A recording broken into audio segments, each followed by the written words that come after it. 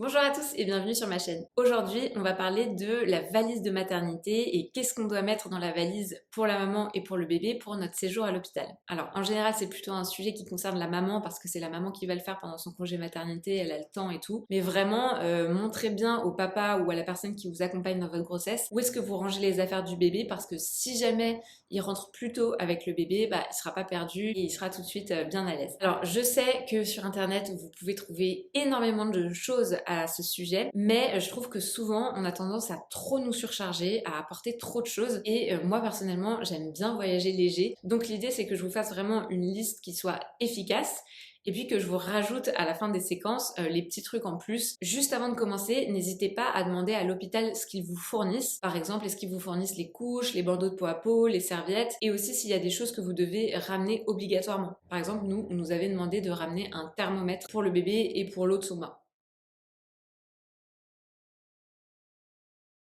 Effectivement, un tip ce qui est pas mal, c'est de séparer le sac de salle de naissance qui va avec vous dans la salle d'accouchement et votre sac pour votre séjour à l'hôpital, dans lesquels il va y avoir des choses différentes parce que vous n'allez pas avoir les mêmes besoins. Donc dans le sac qui va à l'hôpital avec vous, de toute façon, ce qui est obligatoire, c'est d'avoir son dossier médical, dans lequel vous avez toutes vos échographies, vos bilans sanguins, votre carte de groupe sanguin, vos tests, enfin vraiment tout le dossier complet médical. Ça, vous devez l'avoir avec vous obligatoirement, et même si vous partez en week-end à 8 mois et demi de grossesse, je vous conseille d'avoir toujours ce dossier avec vous. Un bon tips aussi qu'on nous avait donné, c'est le jour où vous allez à l'hôpital, essayez d'être dans un truc ample, genre une robe. En tout cas, soyez dans des vêtements ultra confortables et allez pas mettre des trucs trop compliqués à enfiler et tout parce que vous allez passer votre temps à vous habiller, vous déshabiller, etc. Et aussi, pareil pour les chaussures, mettez des claquettes ou vraiment un truc ultra facile à mettre. Vous serez beaucoup plus à l'aise. C'est vrai que moi, j'ai eu la chance d'accoucher en plein mois de juin, donc effectivement, je suis vraiment arrivée en robe et en tongs. Et voilà, peu importe la saison, essayez vraiment de mettre des trucs faciles à enfiler et qui soient confortables. Ensuite, dans le sac, vous pouvez mettre un brumisateur, un paquet de mouchoirs, un tip qu'on nous avait donné aussi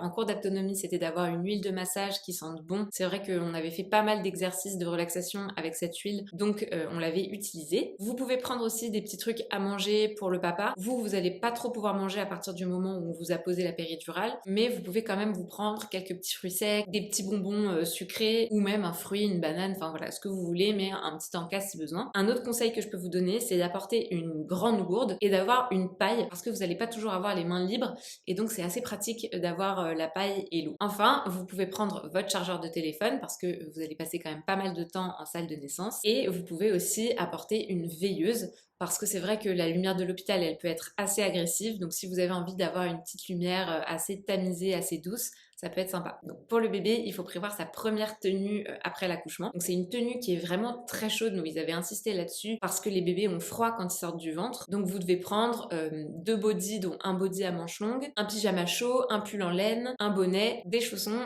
et une gigoteuse en coton bien chaude. Pour le bébé, vous pouvez prendre de la taille 0, mais si on prévoit que c'est un bébé qui va faire plus de 3,5 kg, 4 kg, alors vous pouvez déjà prévoir du taille 1 mois. De toute façon, la première fois, c'est pas vous qui allez habiller le bébé, on va le faire pour vous. Alors là, je vous ai vraiment donné l'essentiel, mais si vous voulez rajouter des choses, vous pouvez. Par exemple, vous pouvez rajouter votre tablette, un masque pour dormir si ça vous aide, et des boules caisses si vous voulez vraiment vous mettre dans votre bulle, des chaussettes bien moelleuses, bien confortables. Demandez si vous devez ramener votre ballon de grossesse ou s'ils en ont sur place, et vous pouvez aussi ramener votre coussin de grossesse pour vous appuyer ou même pour la première tétée avec votre bébé. Enfin, si vous le souhaitez, vous pouvez aussi ramener une enceinte pour mettre de la musique. Nous, par exemple, on avait vraiment fait une ambiance ultra cosy dans notre salle de naissance. On avait éteint les lumières, mis la petite veilleuse, avec notre téléphone, on avait mis de la musique super relaxante et tout. À chaque fois qu'il y avait une sage-femme qui rentrait dans la chambre, elle était genre waouh, c'est trop cool ici, c'est ultra cosy machin. Et je ne peux que vous encourager à reproduire cette atmosphère-là qui était ultra détente, ultra zen. Donc partez sur le fait que vous allez rester 3 jours, 3 nuits à l'hôpital. Et puis après, si vous restez plus longtemps, votre mari ou quelqu'un dans votre famille vous rapportera quelques affaires en plus. Donc déjà, prévoyez vraiment des vêtements confortables. Vous n'allez pas rentrer dans vos vêtements après accouchement, donc prenez vos vêtements de grossesse. Vous pouvez prendre par exemple 3 pyjamas, un leggings, 2 t-shirts, 2 pulls. Ça suffit largement. De toute façon, vous restez beaucoup au lit. Vous allez sortir un petit peu mais pas beaucoup, donc vous pouvez vraiment rester aussi en pyjama si vous le souhaitez. Dans votre valise, vous pouvez prévoir des protections hygiéniques, voire vraiment des couches post-accouchement maintenant, vous pouvez en trouver assez facilement dans le commerce. Et on nous avait aussi préconisé de prendre des slips jetables, ou en tout cas moi j'avais acheté des culottes qui craignent pas et que je savais que je réutiliserais peut-être potentiellement pas. Vous pouvez prendre vos chaussons, une paire de tongs et dans la trousse de toilette, vous pouvez prendre un gel nettoyant intime qui va pas piquer, que vous pouvez acheter en pharmacie, un savon qui sent bon, une crème pour le corps, un shampoing sec, une brosse à dents, un dentifrice, etc. J'avais pris par exemple un parfum, une crème qui sent bon pour le visage, une crème anti-vergéture et tout, des petits trucs comme ça qui me faisaient plaisir avec des odeurs que j'aimais bien. Mais voilà, c'est pas obligatoire, vous pouvez le prendre si ça vous fait plaisir. Pour le coup, je vous invite à prendre pas mal de serviettes de toilette parce que vous allez en avoir vraiment besoin. Vous avez une serviette pour le corps, une serviette pour les cheveux et puis une petite serviette propre pour tout ce qui est partie intime. Si vous allaitez, ajoutez des soutiens-gorge d'allaitement. Vous pouvez prendre des silver cups en argent qui sont en fait des petites coquilles que vous mettez sur les seins et qui vont empêcher tout ce qui est crevasse, etc. Et vraiment, je vous invite à acheter en pharmacie des bouts de sein en plastique. Il faut mesurer à l'avance son téton pour savoir quelle taille vous prenez, mais vraiment si vous souhaitez allaiter, c'est hyper bien parce que ça peut aider le bébé à prendre le sein plus facilement au début. Et prenez aussi un calepin avec un stylo pour noter vraiment toutes vos questions quand vous allez être à l'hôpital.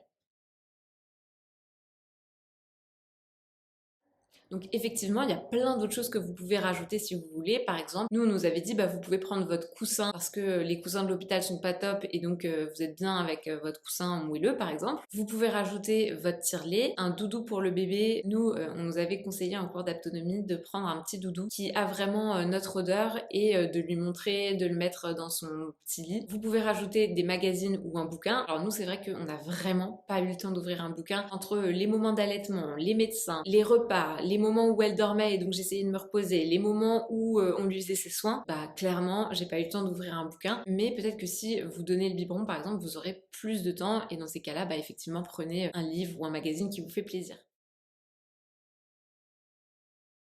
Donc, pour les vêtements de bébé, effectivement, vous pouvez prendre du taille 0 mois, mais moi, je vous invite vraiment à prendre plutôt de la taille 1 mois parce que c'est beaucoup plus facile à mettre du coup. Et de toute façon, vous verrez que le bébé, il met toujours la taille du dessus. Par exemple, là, Clara, elle a 5 mois et demi, on lui met déjà du 9 mois. Vous pouvez prendre 6 body manches longues, 4 pyjamas, 2 paires de chaussettes, 2 pulls, 2 langes, thermomètre pour le corps et pour le bain, une sortie de bain, une turbulette, un petit pantalon, une petite trousse de soins pour le bébé. Et le conseil que je vous donne, c'est de mettre une tétine dans la valise de votre bébé. Ça peut vous sauver les premières nuits. Le bébé peut pleurer, il peut se sentir en insécurité et la tétine vraiment ça le rassure. Donc prenez-en une. Si vous voulez pas lui mettre, eh bien vous lui mettrez pas. Mais au moins si vous êtes en galère, eh bien ça peut vous aider. En conclusion, demandez aussi s'il y a quelqu'un qui peut rester avec vous les premières nuits, donc le mari ou la personne qui vous accompagne. Et si c'est le cas, bah, prévoyez lui aussi des affaires. J'espère que cette vidéo vous aura aidé à faire votre checklist. Si vous n'avez pas peur d'arriver trop chargé, bah, rajoutez les choses qui vous font plaisir. Mais c'est vrai que le séjour à la maternité, il passe très vite. Vous êtes vraiment très focus sur le bébé. Vous allez traverser pas mal d'émotions et tout. Donc en fait, on n'a pas besoin de tant de choses que ça. Et puis en vrai, ça dure vraiment pas longtemps. Merci de m'avoir suivi et puis à très bientôt pour une prochaine vidéo. Salut!